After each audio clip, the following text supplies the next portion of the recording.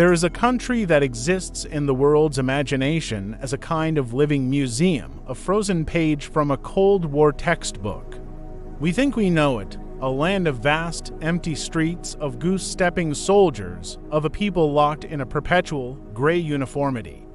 But what if you could go there, not as a diplomat or a spy, but as a traveler with a camera, walking the tightrope between what the state wants you to see and the truth that flickers at the edges of the frame?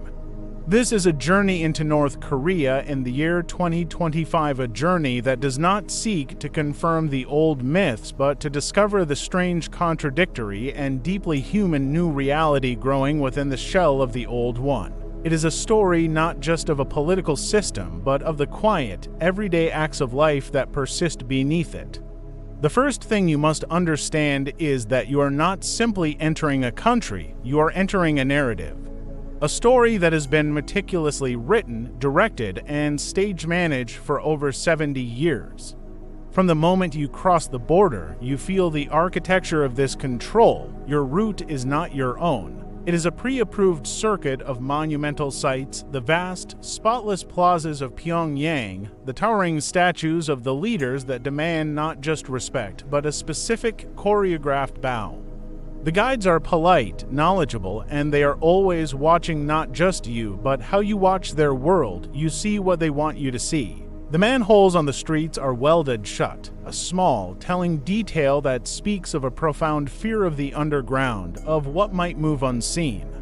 In every home, every office, every public building, the same set of portraits hangs in the same place, the great leader, the dear leader, the supreme leader. It is a landscape of absolute visual doctrine, where every glance is meant to be a lesson in loyalty. But if you look beyond the grand stage sets, a second, quieter country begins to emerge. You leave the capital, and the monumental granite gives way to earth and sky. In the countryside, time seems to have bent backward. Farmers move through rice paddies not with tractors, but with oxen. Men and women bend over crops with hand tools, their movements a timeless rhythm against the hills. This is the foundation of the old story, a society built on collective, manual labor, resilient and austere. It feels like a diorama of the 1950s, a living monument to revolutionary struggle. The air is clear, the silence is deep, and the weight of ideology feels as solid as the mountains.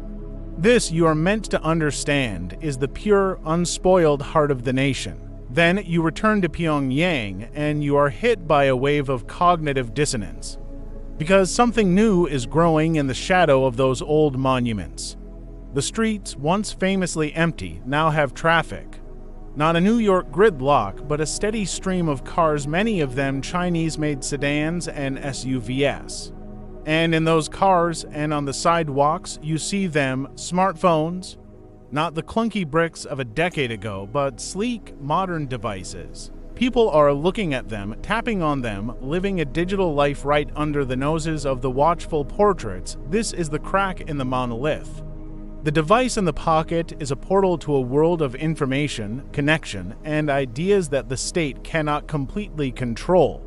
It is the most significant revolution in North Korean society in half a century, and it is happening silently, one text message at a time. The engine of this change is a new class of people known as the Donju, the masters of money. They are the entrepreneurs, the deal makers, the connectors. They have made their wealth not in the ossified state economy, but in the private markets that have sprouted up in the gaps of the system. They import goods from China, they run restaurants and taxi services, they build apartments. They are the emerging elite of a dual economy where the official salary of a state worker is almost meaningless and real life is conducted in a parallel world of hard currency and private trade. You see their influence in the new high-rise apartments along the Taedong River, in the well-stocked, albeit discreet, shops that cater to them. They navigate a complex dance, displaying their wealth without appearing to challenge the political hierarchy, buying loyalty and influence while maintaining the correct revolutionary posture.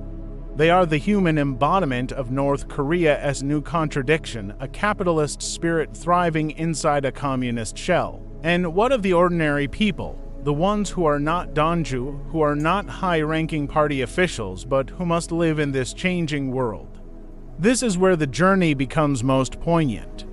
You see them in the markets, where women sell everything from imported snacks to homemade clothes. The state may try to hide these markets from the tourist gaze, routing buses down alternate streets, but they are there, pulsing with energy and necessity.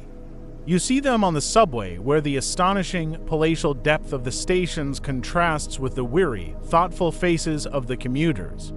You see couples sitting quietly by the river, teenagers sharing a laugh over a bottle of soda. They are not ideological robots, they are people managing their lives, seeking small joys, enduring great hardships, and displaying a resilience that has nothing to do with politics and everything to do with the human spirit. The intense national discipline is the water they swim in, but they are still individuals, dreaming their own quiet dreams within it.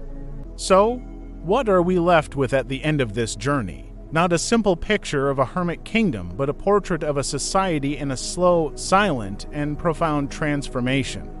It is a place where oxen plow fields in the shadow of cell phone towers, where the stern faces of the past look down upon a population that is increasingly looking at screens filled with the future. The old system of control is still formidable. The surveillance, the propaganda, the welded man-holes are all still there.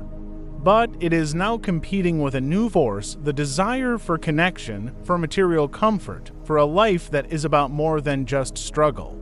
The inequality is stark and growing, the discipline is intense and unyielding. Yet, within that landscape, humanity persists, adapts, and even, in small ways, flourishes. North Korea is no longer a frozen relic. It is a country walking a tightrope between its past and a future it cannot yet name, and its people are the ones balancing, step by careful step, on that wire.